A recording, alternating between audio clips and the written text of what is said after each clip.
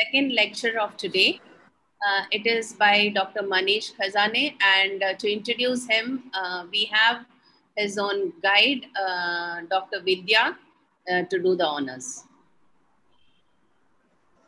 Over to you, Vidya. Yes, ma'am. Morning, ma'am.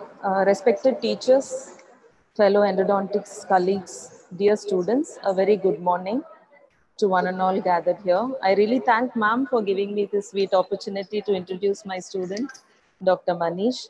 Dr. Manish completed his undergraduation from Paniniya Institute of Dental Sciences and Research Center in the year 2016 and moved on to our own SRM to complete his post-graduation in 2019.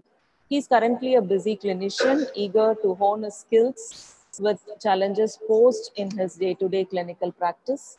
He has won the Jean Marie Loriches Research Award from the International Federation of Endodontic Association, and his Best Presenter awards at various state and national conferences is a testimony to his excellent oratory skills.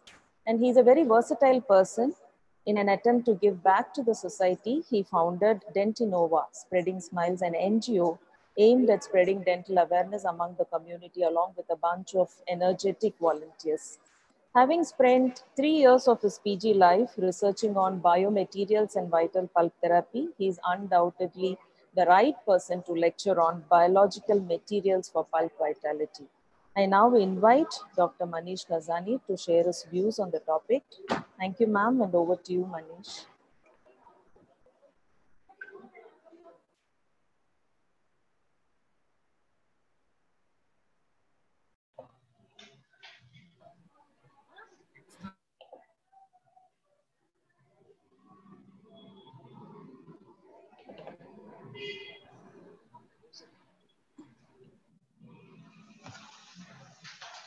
A very good morning to everyone.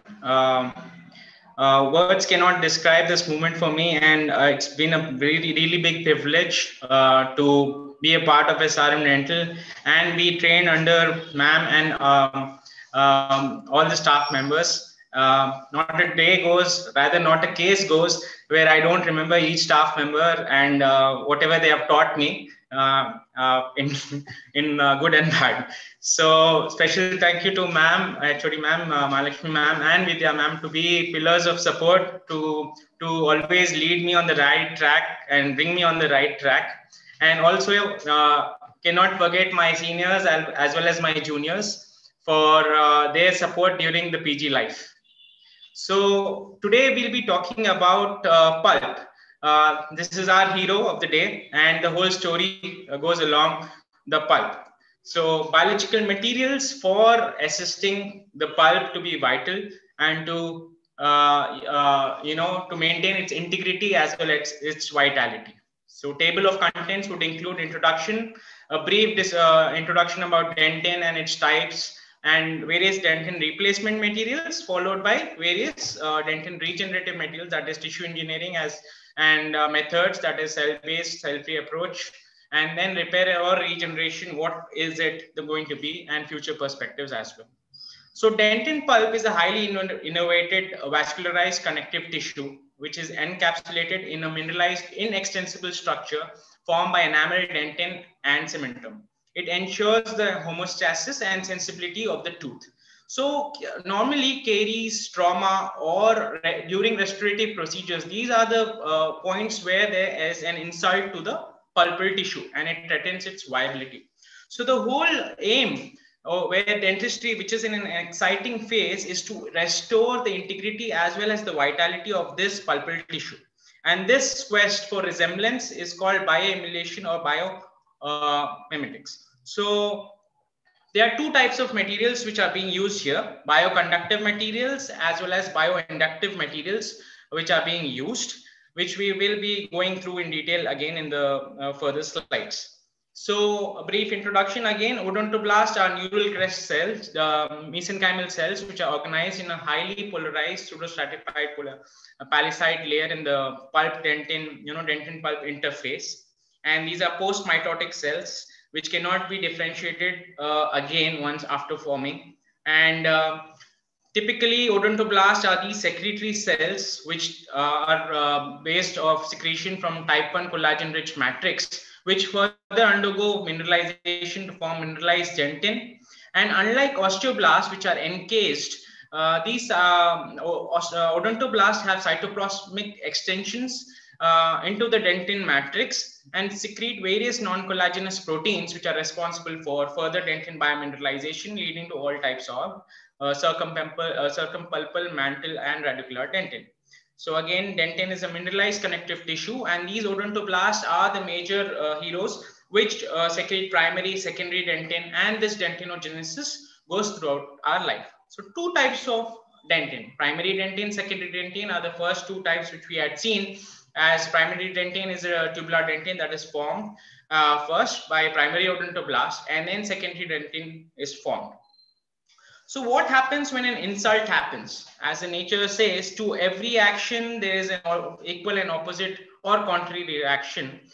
Tertiary dentin, when undergoes an insult by mostly due to caries, at the pulp dentin interface, what happens is there will be a calciotraumatic line which is formed between this secondary dentin and primary, the tertiary dentin which is there.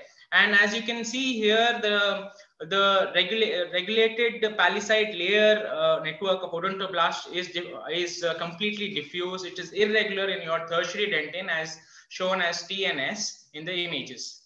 So is this hard tissue formation in the dental pulp regenerative or reparative process? So since we have told there are two types, that is, during an extensive trauma or insult to the pulp, dentinal odontoblastic processes are exposed and they undergo an injury. So based on the extent of injury or type of injury, they are reactionary dentin and reparative dentin formed. So if they survive, the odontoblasts survive, the dentin that is produced is reactionary or regenerated dentin. And then there's a reparative dentin which is formed, which arises in the deeper regions of the pulp. And it is formed by the origin of new odontoblast, cell-rich layer of zone of pulp, causing deposition of the reparative dentin. Again, as I told, the structural configuration changes. There's a change in direction in the new dentinal tubules, and reparative dentin, there are few and twisted tubules, irregular in structure, and they are formed by odontoblast-like cells, but not odontoblasts as such. So again, pictographic representation of both reactionary and reparative dentinogenesis. Mild stimulus in a reactionary dentinogenesis upregulates the odontoblastic secretion and forms the tertiary dentin. And in a reparative dentinogenesis, there's a upregulation of the stem cells or the progenitor cells, which again upregulate our odontoblast-like cell differentiations and cause odontoblast-like tertiary dentin formations. So what are the factors that enable these reactionary dentin molecules? Various host biomolecules which are present, which are fossilized into our dentinal matrix, are released. That is, the fossilized growth factors, cytokines, and various other matrix molecules which are released when there is an insult of any nature, and this results in this tertiary dentin formation. Again, this reparative dentinogenesis, there are various pathways which are present, which I'll be explaining later on. So which all are responsible for the reactionary dentin formation. And it is said that rate of reparative dentin formation is about 1.4 microns per day. So which molecules are involved in this odontoblastic secretory activity during the tertiary dentinogenesis? So various biomolecules, as I've already explained, TGF beta, bone morphogenic protein, various types of that, and vasoendothelial growth factors. All of these are responsible for upregulating the odontoblastic secretion and for forming the reactionary or reparative dentinogenesis. So various pathways are P38 MAPK pathway, so mitogen activated pathways and nuclear factor kappa beta pathway. All of these pathways are usually responsible. And what happens, how this is formed? So when there is an injury, products of infectious processes that happen, they are released, and they are basically lipopolysaccharides, lipoic acids. All of these are detected by toll-like receptors, that is TLRs, and they bind to your network of receptors which are present around this cell, and through different pathways there's upregulation, and the whole network leads to further differentiation of the odontoblastic cells. So as we have said that TGF beta 1, BMP2, they have been showing that they promote the proliferation, collagen turnover, and differentiation of the dental pulp cells. Then they also affect the whole ability of this bioactive molecules from the dentin structure to facilitate the interaction with the pulpal cells. And this whole process ensures the repair of the dentin pulp complex. So how do we achieve this? So we have come up with dentin replacement materials that are basically calcium hydroxide followed by calcium silicate based cements, and further new materials which include enzymes, Emdogain, Theracal, which is a light cured based cement. So all of these are there, which are replacement materials which have been introduced so far. And then also the tissue engineering aspect, as rightly explained by Sir in the earlier slides. So they again are classified as based on scaffolds and various cells and growth factors. All of these triad of tissue engineering are responsible for our regrowth of that dentin structure. So not so popular materials put forth as such are all of these. Why? As such, we have seen the various disadvantages, primarily being that they might cause chemical irritations, lack of adhesion, dentin bridge formation, which is the most primary perspective of actually putting up these materials to test, have not been achieved by a lot of them.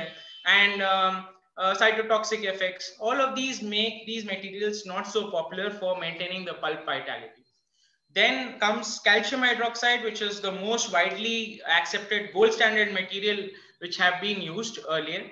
Again, it breaks down into calcium and hydroxyl groups, which further undergoes a lot of biomolecules are upregulated, ultimately leading to tertiary dentinogenesis. So fibronectin again has been playing an important role here. And so what is the disadvantage? It was a good material, gold standard. Why was it bad?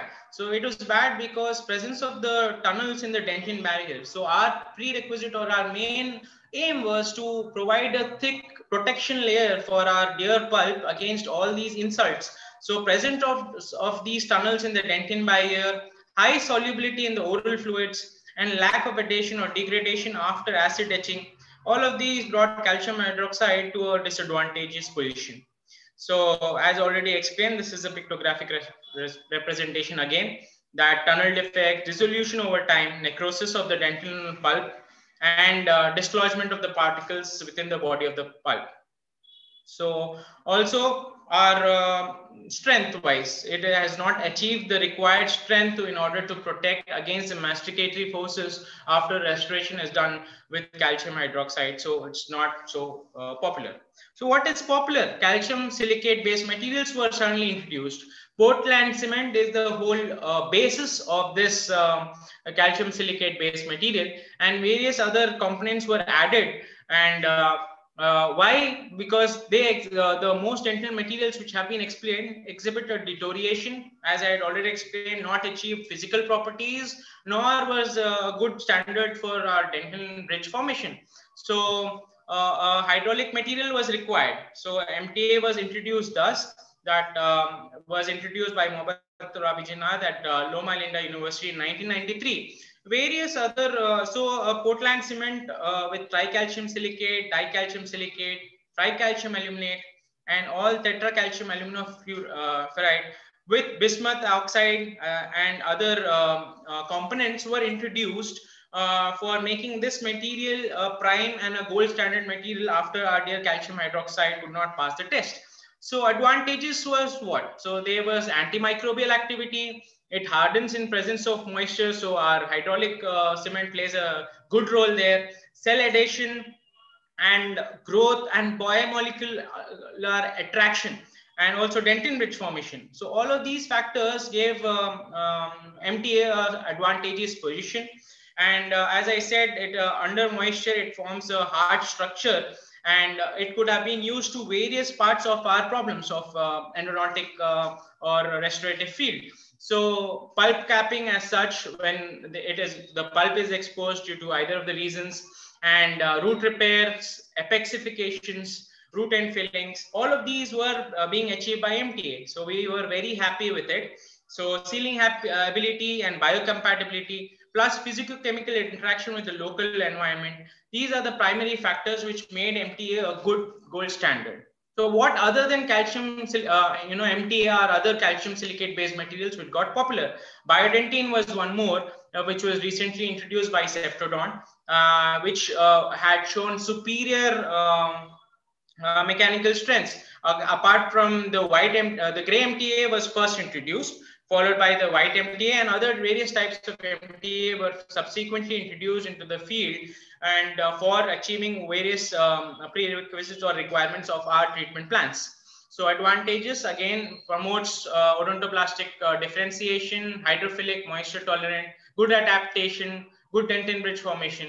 And disadvantages, now again, it had prolonged setting time. In a clinical environment, the only problem was prolonged setting time it had, but this also was changed, and recent new types of MTA do have achieved lesser setting time with the same aspect. Again, tooth discoloration, as already explained, was again one of the problems for MTA.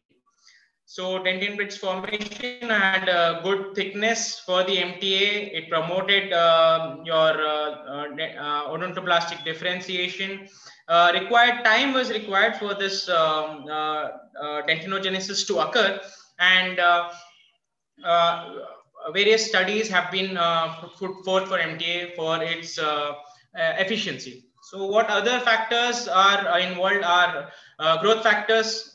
All of these growth factors get stimulated by MTA and basically the tricalcium silicate based materials, and they upregulate the odontoblastic differentiation and forms the, although these tricalcium silicate based materials or any other material as such still has certain disadvantage, that pulp definitely shows slight amount of inflammation or irritation, and that under that layer is and that layer is, or that zone or that phase is exactly responsible for further upregulation also. So we had explained that various growth factors again have been used. Then comes biodentin. Biodentin by Septodont has been introduced very recently, and it has higher mechanical properties. Compressive strength was good. Micro hardness also was almost equal to dentin, and this made a promising and is presently a promising pulp capping agent as such. So what happens is various crystallization processes happen, as you can see in the electronic microscopy view of this. There's a interaction between the material placed and the underlying injured pulpal tissue or the adjacent dentinal layer, which undergoes odontoblastic differentiation and further upregulates the whole task.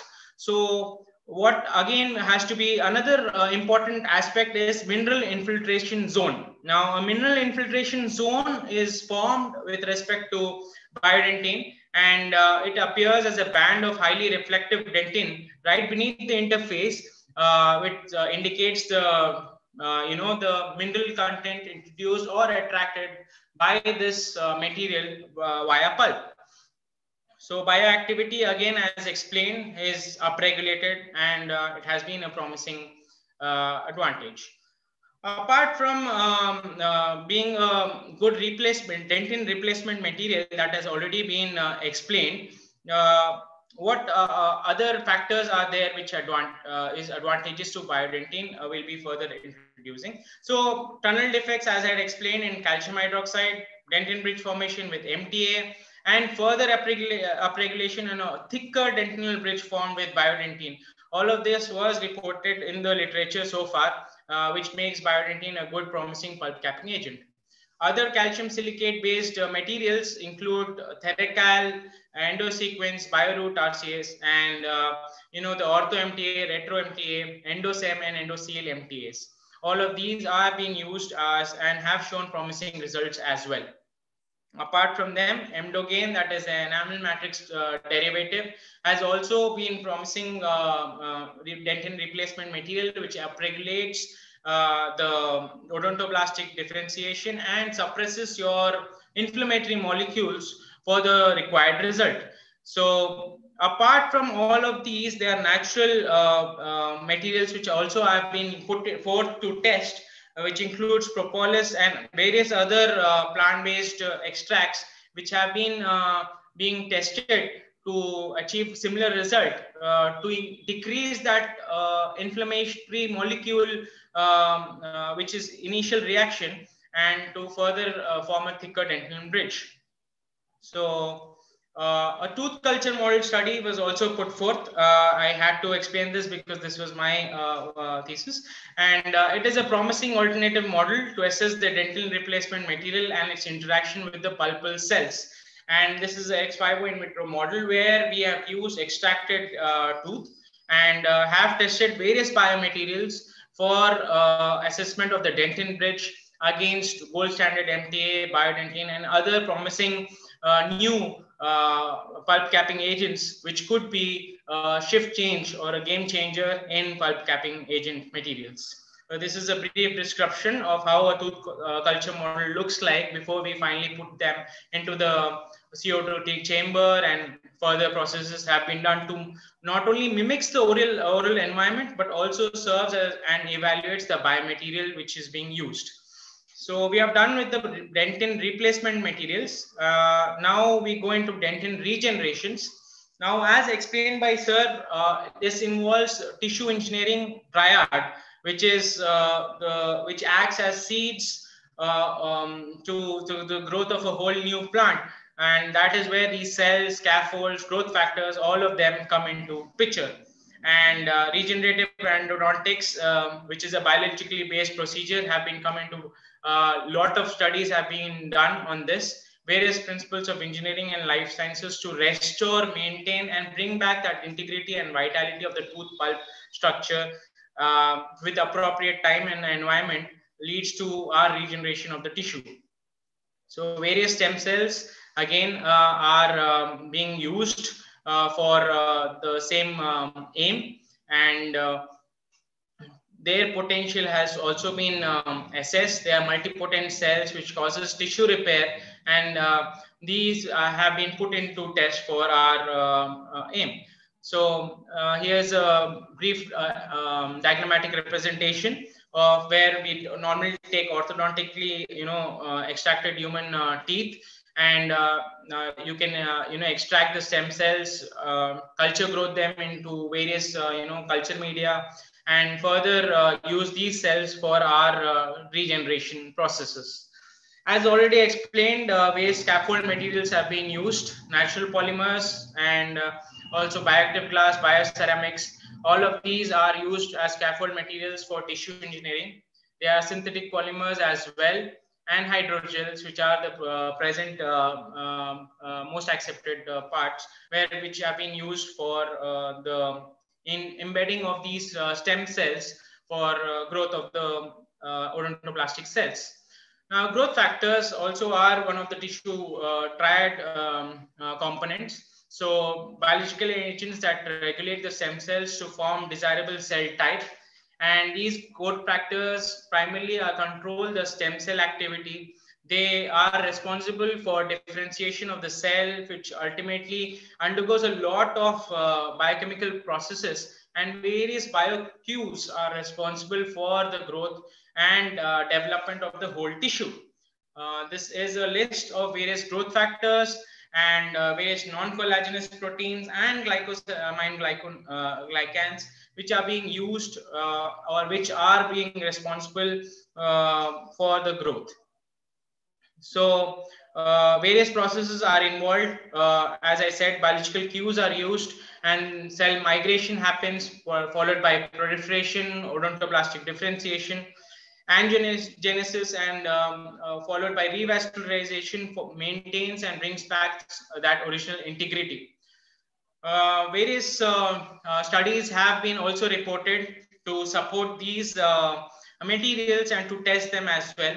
So Zheng et al. Has used the cells from porcine and deciduous pulp stem cells, which again upregulate the beta tricalcium phosphates for upregulating the the dentin-like structure generation, and also fibroblast growth factors, and various platelet-rich fibrin also have been introduced, which I will be explaining again. So what are the strategies for this pulp regeneration? As already explained, cell-based approach as well as cell-free approach.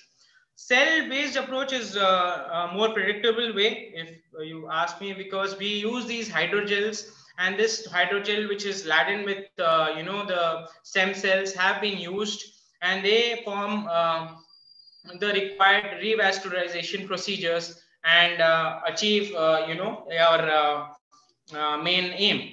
Another pictographic representation here of how this hydrogel have been fabricated, and according to the root canal space we have introduced into the tooth morphology, root canal morphology, and further upregulates promotes the regeneration procedure.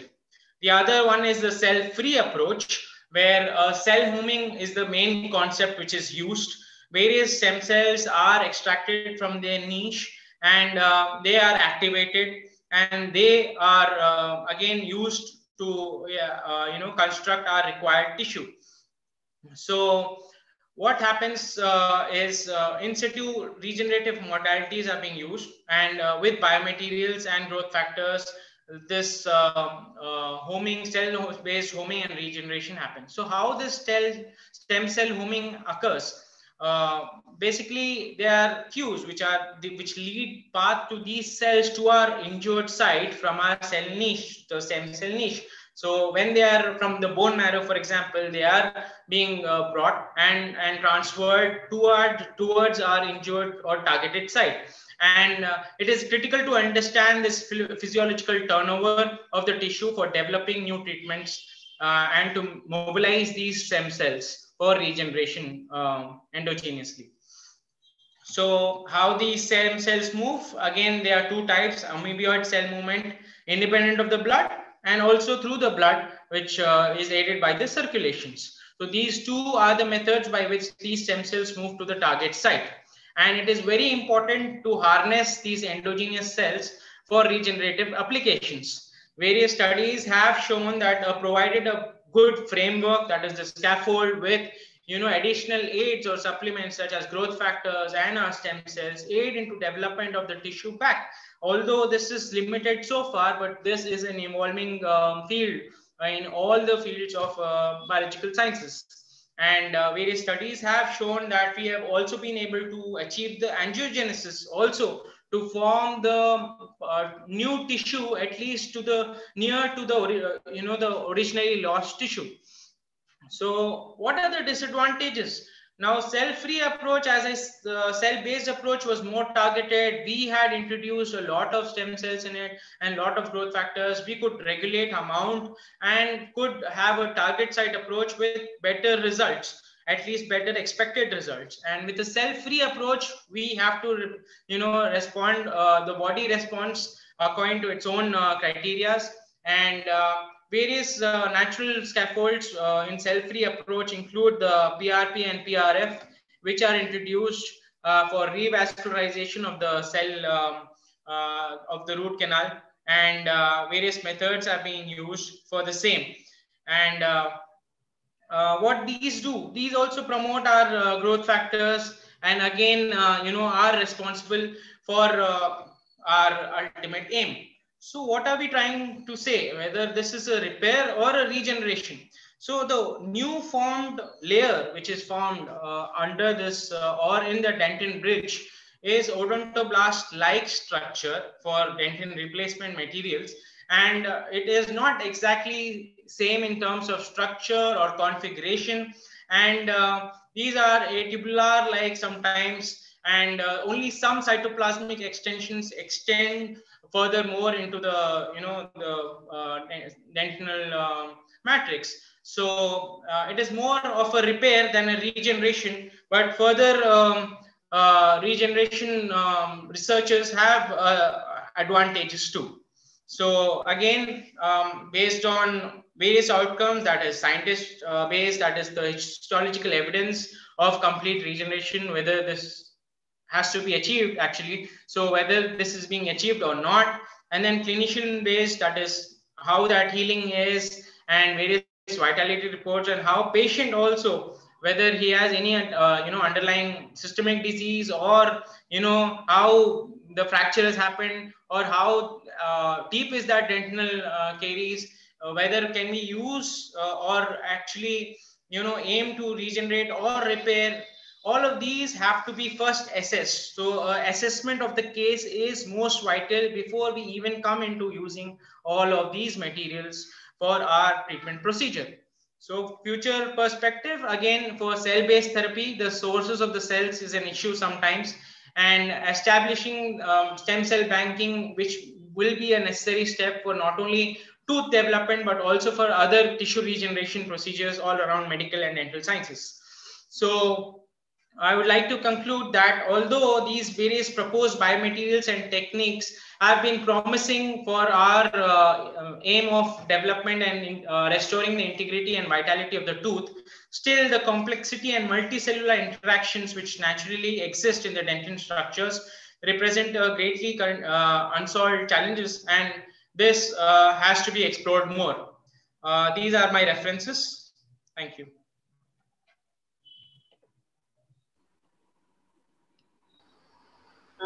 Thank you so much, Manish. I now call upon, can you just stop your screen sharing, please? Yes, ma'am.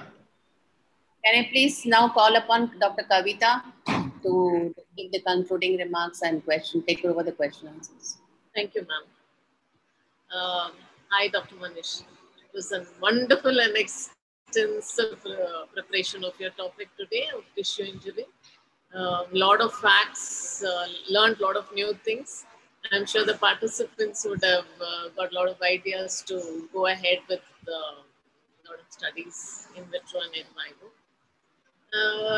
It was actually a very tough topic, but you really took it very well.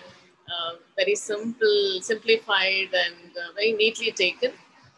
I'm sure they would have understood very well. It was done very well. We always used to look forward for your seminar, actually. And so was today. So just let me look into some questions. I think maybe you're very clear that there are no questions, ma'am. No, the questions is with Dr. Kritika. Manish, the first question is, can you enlighten us on the role of TGF-beta in reparative dentin formation?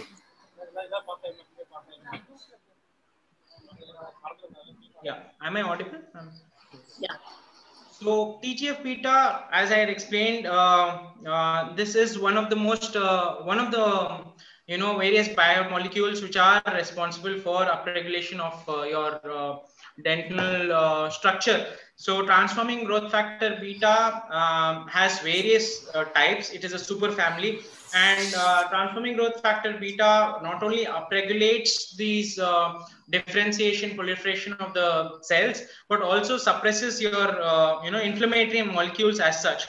The cytokines, interleukins, which are formed, are having a direct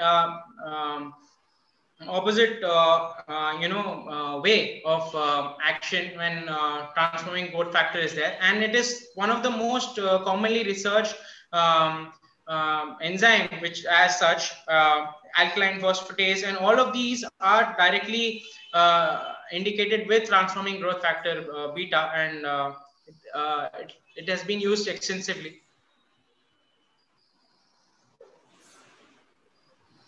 What are the other growth factors that are involved other than TGF-beta? What are the other growth factors that are involved in this reparative dentin formation?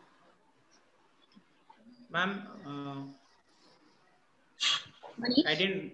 I couldn't hear, ma'am. Other growth factors that are involved in this reparative dentin formation.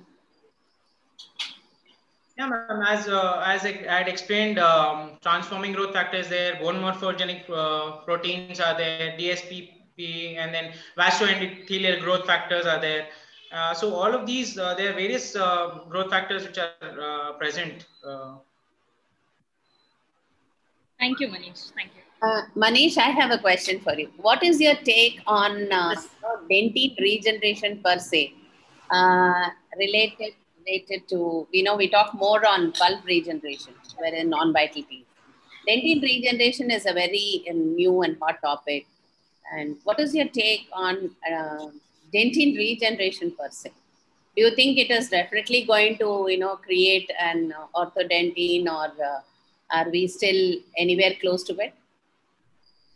Ma'am, I feel the research still has to go forward, because the results obtained are not, I mean, they are up to the mark, but dentin regeneration has to achieve all of those factors. What dentin regeneration main aim is to restore the original integrity and vitality, original neurogenic factor, original revascularization, that is the original whole angiogenesis has to complete, whole neurogenesis has to be completed.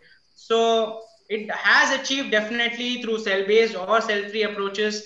Both of them have shown us this whole new world of, that this actually can be done.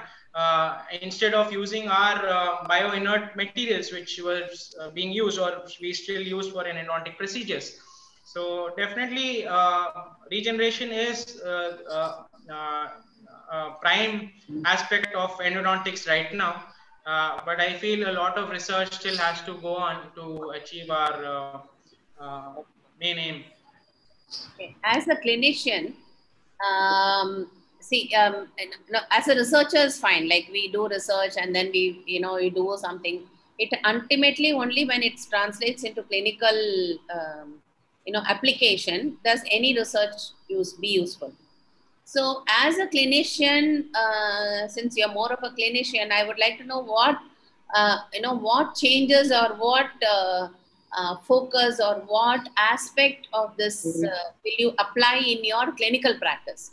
So, in case, say, minimal invasive, or more preventive aspect, or would you like some changes in the current way we treat dental caries? This has always been very close to my heart, rather conflicting point, where as I have shifted to the clinical scenario here or anywhere as such, or normally everybody, if there's any exposure of the pulp to a certain extent, they directly go for the endodontic, usual endodontic treatment. Yeah. But they fail to understand what is natural is always natural. And the whole integrity of not only your organic way of the organ part, but also the structural configuration gets affected due to our procedures. So definitely a change in perspective is required for using rubber dam first, followed by assessing after thorough excavation of the caries. The ways of excavation of caries, there are a lot of ways: floor drill burrs, and use of spoon excavators to carefully respect that pulp before actually just going with the blind way of just restoring that root canal space. So I would want so as a clinician, do you not think it is our duty, or rather to explain and to convince our as you go, say, probably you go as a consultant to somebody and someone's clinic, so it makes us more responsible. We as endodontists are more responsible towards the pulp. I feel that we need to respect the pulp. If we do not, then who else will, right? So it becomes our duty more than duty. We are duty bound to explain to our the place we go for consultations, so that we tell them and we make them understand the importance of preserving the pulp and trying to do more of, because regeneration is going to be the future. Yes, ma'am. Right. So I think we as we endodontists have a bigger role to play that way. And Definitely. thank you for your wonderful presentation as usual, Manish. Thank you, ma'am. Okay, over to Kavita. Yes, ma'am. Well explained regarding the respect given to the mother. Yes, thank you. So it was great to hear a lot of awards in, as I was just listening to your CV. Kindly accept this token of appreciation as well from us. Thank you, ma'am. Thank you Thank so you much, so much. Manish.